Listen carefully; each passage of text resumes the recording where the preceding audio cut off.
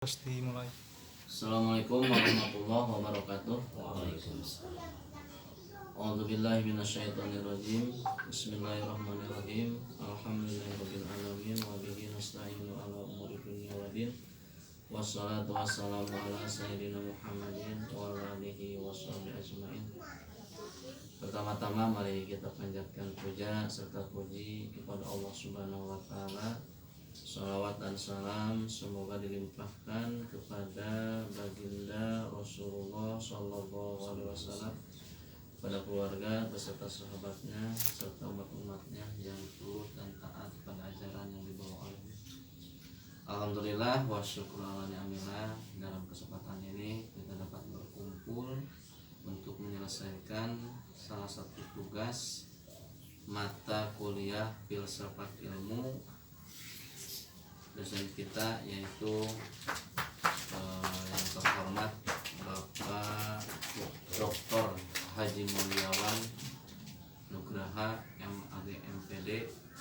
Mudah-mudahan kita semua berada dalam lindungan Allah, masih diberi kesehatan oleh Allah, serta kita mendapat berkah dari Allah Subhanahu wa taala. Amin. Kita mulai diskusi ini, yaitu tentang mata kuliah filsafat ilmu kelompok kita, yaitu kelompok 5 tentang Islamisasi sains, pandangan Islam tentang pengetahuan. Kelompok kita yaitu kelompok 5 terdiri dari yang pertama Cecep Ridin Bejet, yang kedua saya sendiri Isepun bin Syahabuddin, yang ketiga Pak Dadan Abdul Qahar, yang keempat Pak Anwar Musadat, dan yang kelima Pak Ismail Saleh. Kita bahas sama-sama yaitu tentang Islamisasi sains. Sebelumnya kita harus tahu tentang pengertian filsafat. Filsafat dalam bahasa Inggris yaitu filosofi, dan dalam kamus besar bahasa Indonesia kata filsafat menunjukkan pengertian yang dimaksud yaitu pengetahuan dan penyelidikan dengan akal budi mengenai hakikat segala yang ada, sebab asal dan hukumnya. Pada mulanya kata filsafat berarti segala ilmu yang dimiliki manusia, dan membagi filsafat atas 2 bagian, yakni filsafat teoritis dan filsafat praktis. Dengan demikian filsafat ilmu bagian daripada epistemologi, yaitu filsafat pengetahuan yang secara spesifik mengkaji hakikat ilmu berupa pengetahuan ilmiah. Secara umum, filsafat berarti upaya manusia untuk memahami segala sesuatu secara sistematis, radikal, dan kritis. Berarti filsafat merupakan sebuah proses, bukan sebuah produk. Maka proses yang dilakukan adalah berpikir kritis, yaitu usaha secara aktif, sistematis, dan mengikuti prinsip-prinsip logika untuk mengerti dan mengevaluasi informasi dengan tujuan menentukan apakah informasi itu diterima atau ditolak. Dengan demikian filsafat akan terus berubah hingga satu titik tertentu. Berbicara mengenai filsafat, filsafat tidak lepas dari ilmu atau sains atau pengetahuan. Filsafat mengambil peran yang sangat penting dalam ilmu pengetahuan, karena dalam filsafat kita bisa menjumpai pandangan-pandangan yang kompleksitas, mendiskusikan gagasan-gagasan yang bisa dipertanggungjawabkan secara ilmiah dan intelektual. Dan dari gagasan-gagasan atas pengetahuan ilmiah atau ilmu muncullah filsafat ilmu sebagai bagian dari ilmu pengetahuan, atau sering juga disebut epistemologi. Secara sederhana, ilmu pengetahuan adalah dasar yang menjiwai dinamika proses kegiatan memperoleh pengetahuan secara ilmiah. Nah, di sini barangkali yang kita bahas yaitu tentang Islamisasi sains yang dibentuk menjadi sub masalah berikut. Yang pertama, ada konsep ilmu pengetahuan dalam Islam. ada juga perkembangan ilmu pengetahuan dalam Islam, dan ada hakikat ilmu pengetahuan dalam perspektif Islam. Itu yang akan kita bahas pada diskusi ini. Barangkali dari rekan-rekan yang sekarang kita kerja kelompok diskusi tentang Islamisasi. Yang pertama tentang konsep ilmu pengetahuan dalam Islam, yaitu ada landasan ilmu pengetahuan. Barangkali ada yang mau mengungkapkan pendapat atau gagasan tentang landasan ilmu pengetahuan dari Pak Anwar atau Pak Dadan atau Pak Ismail atau Pak Tisudin. Silakan, siapa dulu yang akan memberikan gagasan mengungkapkan tentang konsep ilmu pengetahuan dalam Islam. Yang pertama tentang landasan ilmu pengetahuan. Silakan Pak Dadan, Pak Anwar. Siapa dulu? Pak Cecep.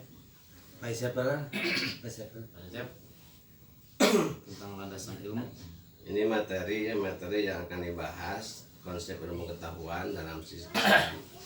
Yang pertama yaitu landasan ilmu pengetahuan. Kata ilmu ini berasal dari bahasa Arab ya, ilmu alima ya'lamu ilman, yang berarti pengetahuan.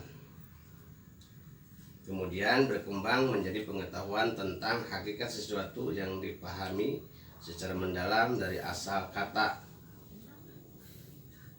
ilmu. Selanjutnya di Indonesia menjadi ilmu atau ilmu pengetahuan dalam perspektif Islam. Ilmu ini merupakan pengetahuan mendalam hasil usaha yang sungguh-sungguh atau ijtihad dari para ilmuwan muslim atau ulama mujtahid atas persoalan-persoalan duniawi atau ukhrawi dengan bersumber pada wahyu Allah Subhanahu wa taala. Selanjutnya Al-Quran dan Al-Hadis ini merupakan wahyu Allah yang berfungsi sebagai petunjuk bagi umat manusia, termasuk dalam hal ini adalah petunjuk tentang ilmu dan aktivitas ilmiah. Al-Quran memberikan perhatian yang sangat istimewa terhadap aktivitas ilmiah. Ini terbukti ayat yang pertama kali turun, yaitu surat Al-Alaq ayat 1 sampai dengan ayat 5. A'udzubillahi minasyaitonirrajim. Bismillahirrahmanirrahim. Iqra bismi rabbikal ladzi khalaq, khalaqal insana min 'alaq. Iqra wa rabbukal akram alladzi 'allama bil qalam, 'allamal insana ma lam ya'lam. Yang artinya, bacalah dengan menyebut nama Tuhanmu yang telah menciptakan. Atau membaca dalam artinya yang luas merupakan aktivitas utama dalam kegiatan ilmiah.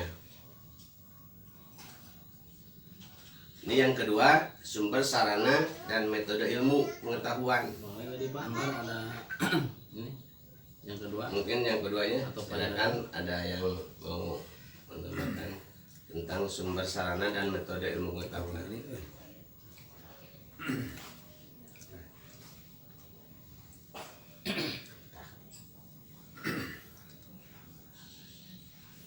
Yang kedua, sumber, sarana, dan metode ilmu pengetahuan. Pembicaraan tentang sumber, sarana, dan metode ilmu pengetahuan dalam filsafat ilmu dikenal dengan epistemologi atau teori ilmu pengetahuan, yang di dalamnya selalu membicarakan dua hal: apa itu pengetahuan dan bagaimana cara memperoleh pengetahuan. Yang pertama terkait dengan teori dan isi ilmu, sedangkan yang kedua berkenaan dengan metodologi. Kemudian yang ketiga, klasifikasi ilmu. Secara umum, ilmu dalam Islam dapat diklasifikasikan ke dalam 3 kelompok yang meliputi metafisika, manufaktur, disusul kemudian oleh matematika, dan terakhir ilmu-ilmu fisik. Melalui 3 kelompok ilmu tersebut lahirlah berbagai disiplin ilmu pengetahuan. Misalnya dalam ilmu-ilmu metafisika atau ontologi, teologi, kosmologi, angelologi, dan eskatologi. Dalam ilmu-ilmu matematika, geometri, aljabar, aritmatika, musik, dan trigonometri. Dan dalam ilmu-ilmu fisika, kimia, geologi dan geografi, astronomi, dan optika.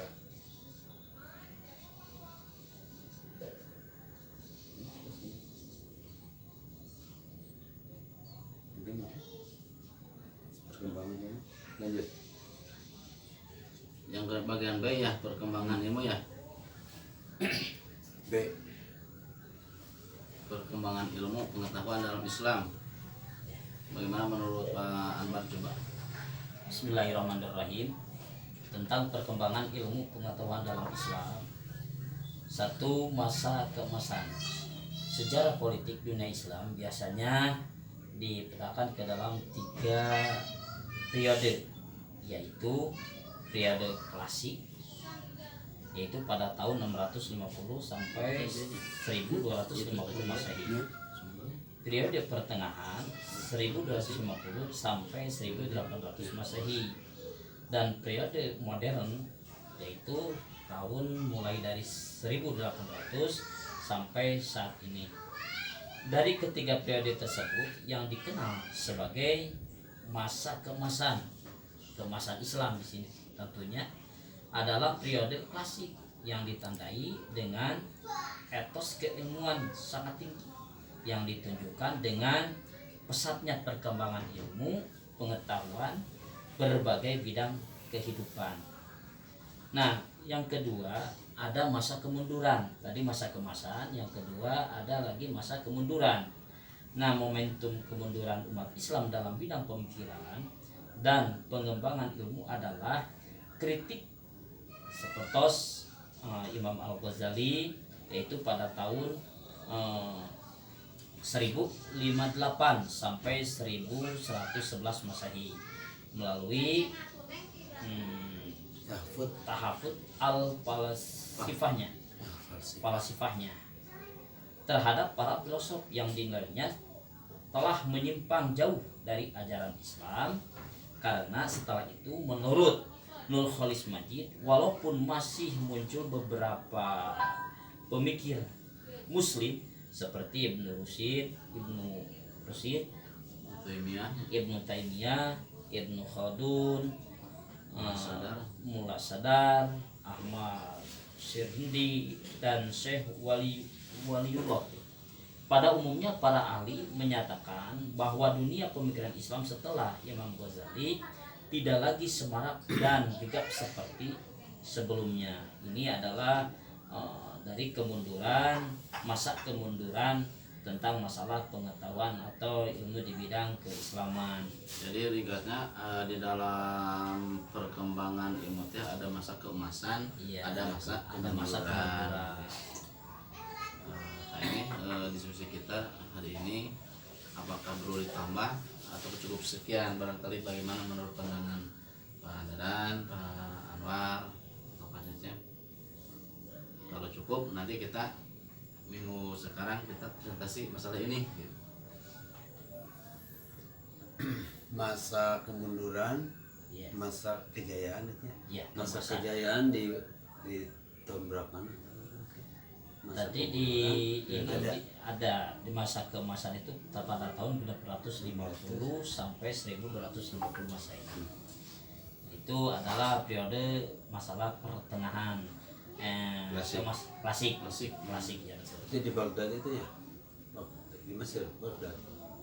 Jadi masa keemasan itu ada periode klasik, ada periode pertengahan, ada modern.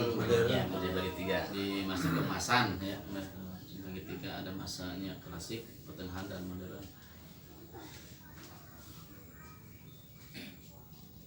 Masa kemundurannya ini tentang adanya kritik Imam Ghazali, ya.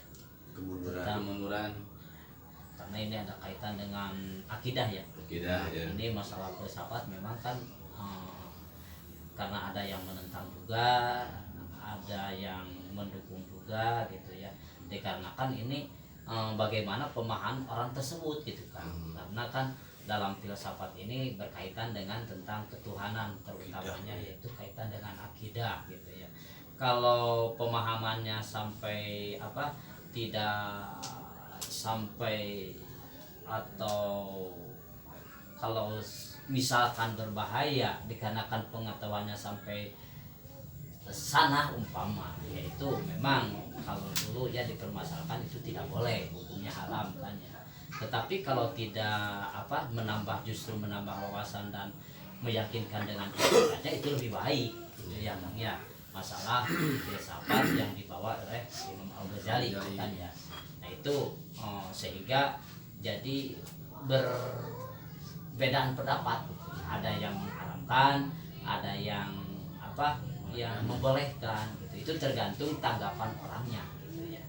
Nah tetapi pada saat itu walaupun ini berbeda pendapat, ada yang mengatakan itu wajib ya, artinya kudu gitu filsafat masalah akidah jika lebih lebih kuat dengan menghadapi tentang akidah yang ada di hatinya gitu. Apalagi kan ya filsafat ilmu ya. Bukan filsafat umum ya, filsafat ilmu yang sesuai para ulama klasik, yang ulama seperti Al-Imam Ghazali ini ya sesuai lah dengan filsafat ilmu ini yang kita pelajari oleh bapak dosen kita yang kepada kita pengetahuannya untuk mempelajari filsafat ilmu ini sangat cocok gitu untuk kita pelajari barangkali. Imam Ghazali juga kan itu filosof, dia seorang filosof, tapi dia juga melarang gitu, melarang untuk belajar filsafat, takutnya orang-orang itu ya kita gitu tadi menjadi mang-mang atau ya. Nah, dia juga orang filosof, kalau sudah ya keimanan kuat, akidahnya tidak apa-apa gitu mempelajari filsafat. Karena masalah keyakinan itu jangan terputuskan oleh syak, keraguan-raguan. Ketika seseorang ada syak, keraguan-raguan berarti putus itu. Kan harus mudawamah. Iman itu tidak boleh. Tapi kalau was-was itu tidak boleh, was-was nggak termasuk membatalkan keimanan. Tetapi kalau syak, ragu-ragu, sehingga kita begini, Tuhan itu ada enggak, Tuhan itu di mana gitu. Berarti ragu-ragu syak gitu ya. Kalau syak itu tidak boleh, ada kemang-mangan, kemang-mangan. Karena syak itu model beginilah, model begini.